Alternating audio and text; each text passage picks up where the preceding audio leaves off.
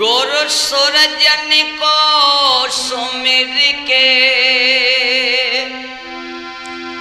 चरण शीश नवाए, माता सरस्वती को सुमिर के कोई दीजो ज्ञान बताए। आज सुमिरन करके माता पिता को धरती मैया को शिरोनाए। सुमिर भवानी हे महारानी, दाने हनते एक नई पानी।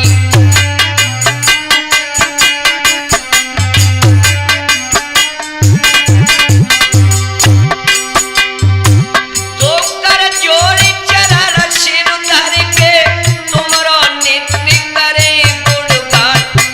कर दो कृपा दासी अपने पे, मैया होई त्यारो शानी।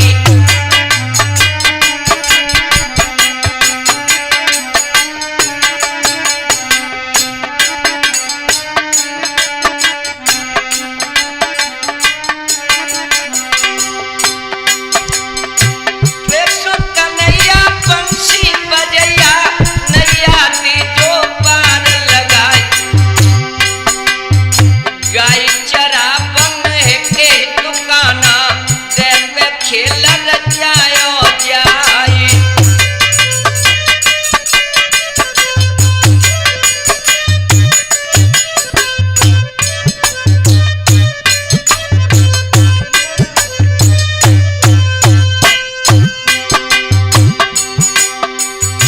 जंगड़ा कीनो जब ग्वालन ने हो,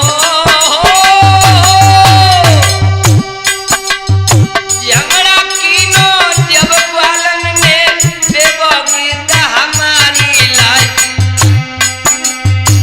काली नाग को नाथ खिलाए, दीन के दशखा को आई।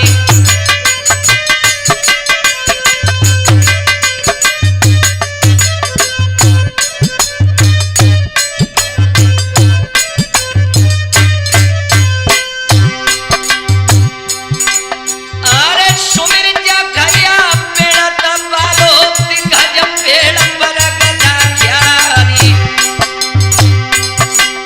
एक महीना की ऋतुनों को भारी मेला लेत लगवाई।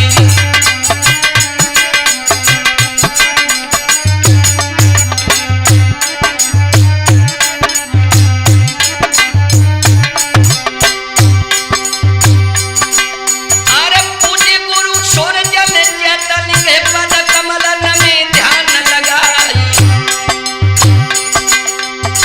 कहे लड़ाई महाभारत की, सुरेंद्र यादव लिखी बनाई।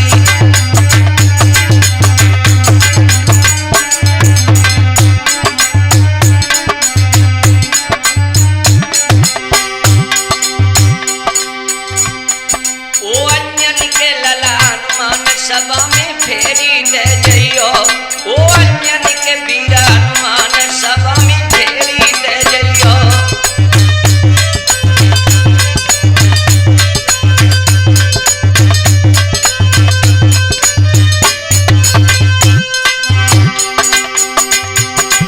अरे फेरी दे जइयो, सभा में फेरी दे जइयो रे, सभा में फेरी दे जइयो। ओ अन्यन के वीरा हनुमान सभा में फेरी दे जइयो।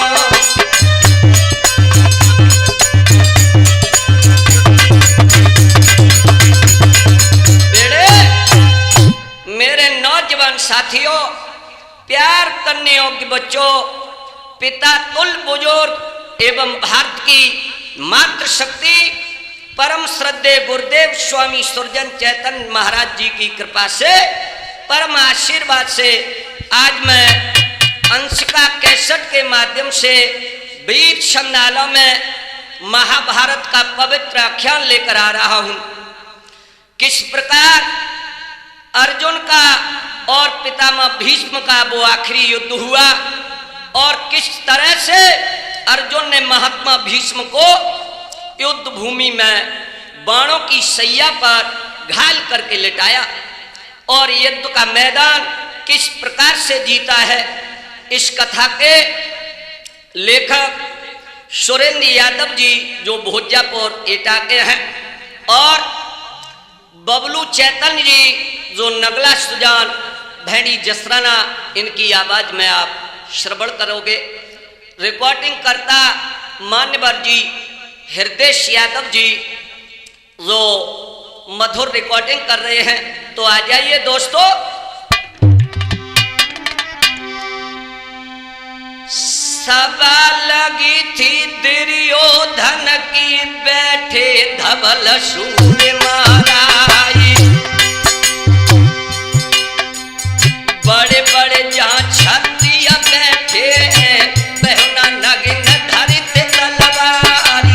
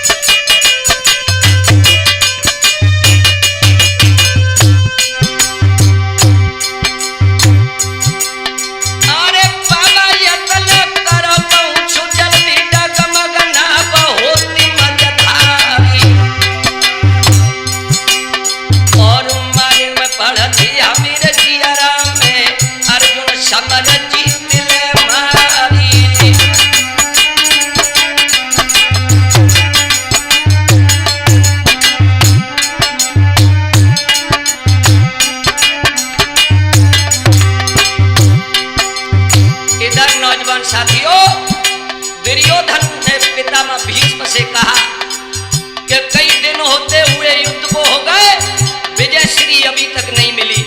हमें ऐसा लगता है कि अर्जुन युद्ध जीत जाएगा और विजय श्री उसको वर्ण करेगी।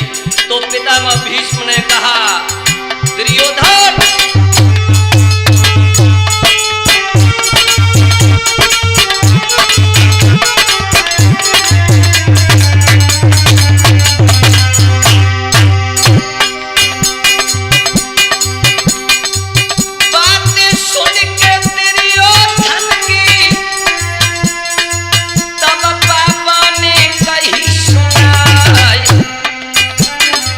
चिंता जिया में मत करियो,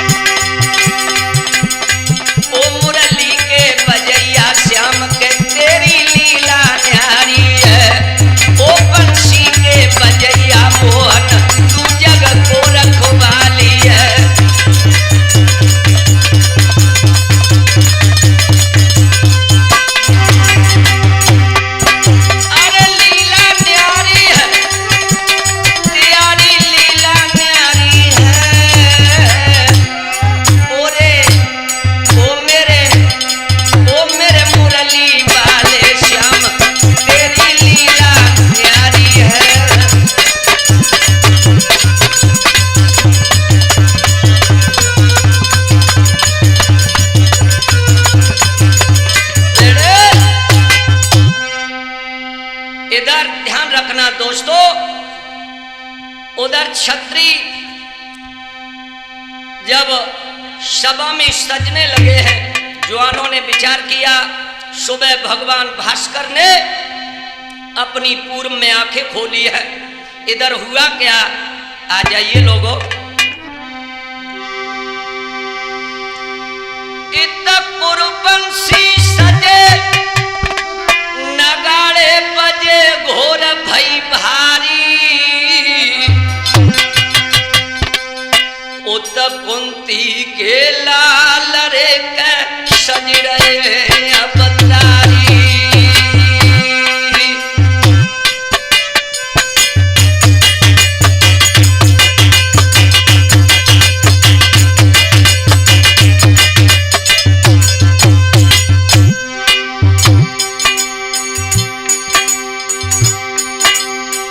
अर्जुन साधो पान समारोह कृष्ण भगवारी।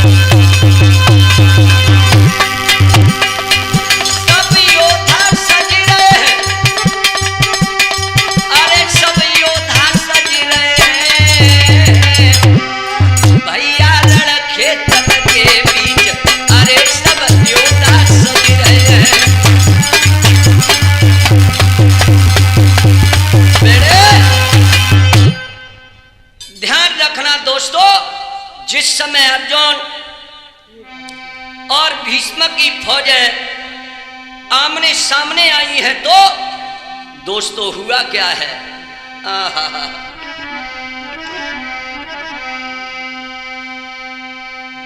दो रस्ते फौजें उमड़ी, मानो घटा तो पमड़राय, भीष्म सेना तब आगे बढ़ के अपनी जबर तो ललकारी।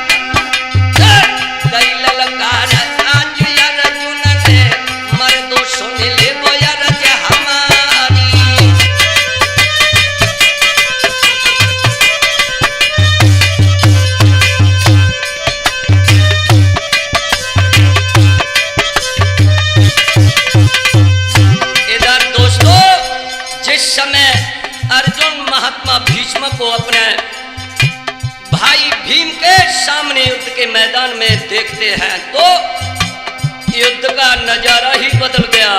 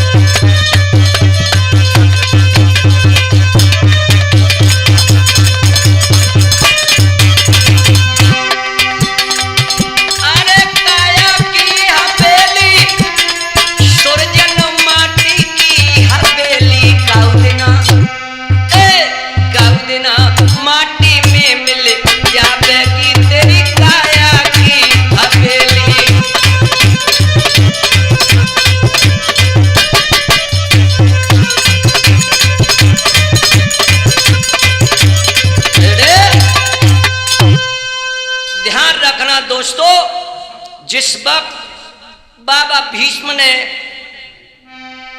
अर्जुन के रथ के ऊपर शिखंडी को देखा तो धनुष बाण नीचे रख दिया और खड़े हो गए।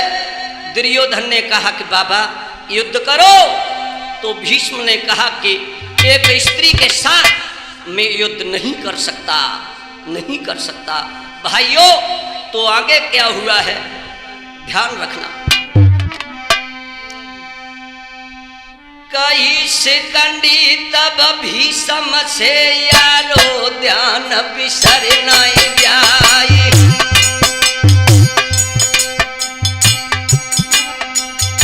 युद्ध करन को हम ललकारे, हमसे कईयो युद्ध अघाई।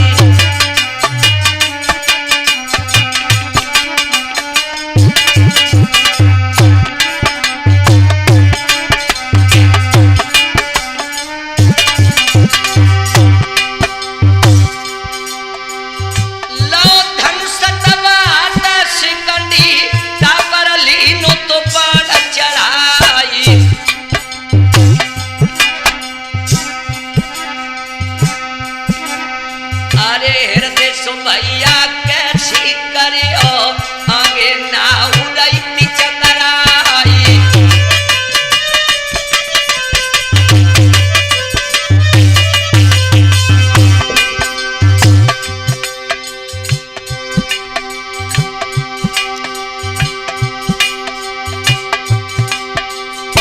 सर सर करके पाला छोड़ दो, सोसीना में लगो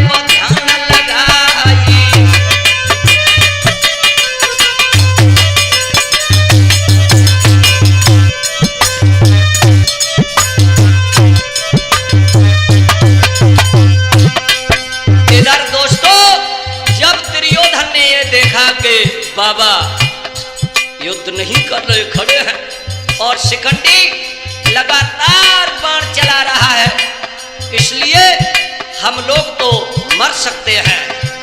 उधर चीख के कहा कि बाबा बाण चलाओ।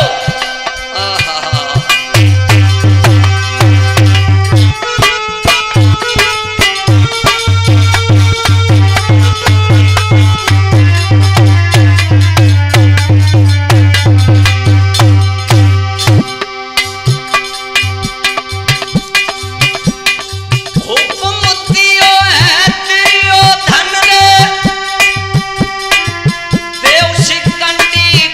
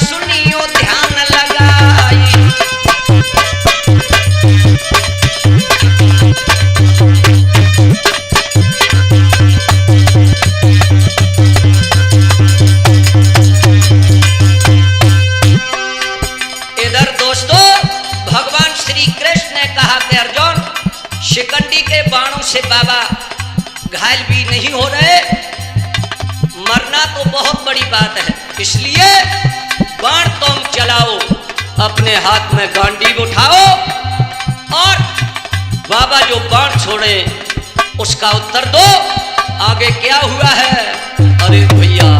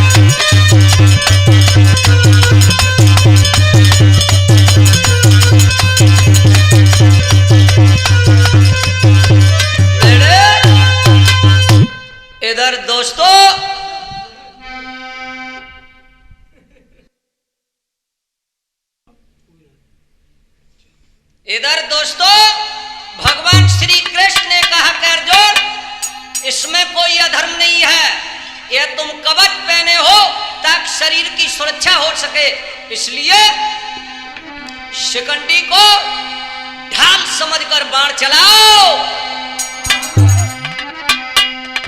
धनुष उठाओ तब अर्जुन ने सररोदा पे दारू जमाई, कस के तीर लगो बाबा के सीना पार निकल गो जाई।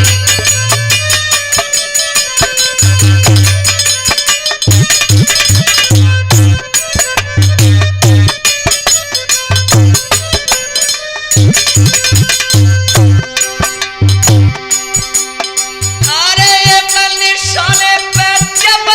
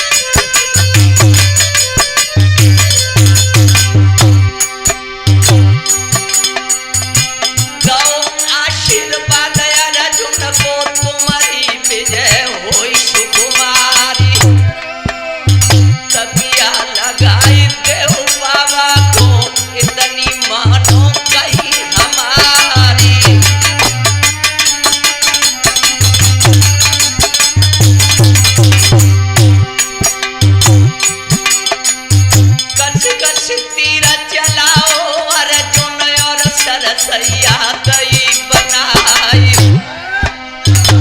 अंतिम युद्ध पिता भीष्म को स्वयं तुमको दो सुनाई।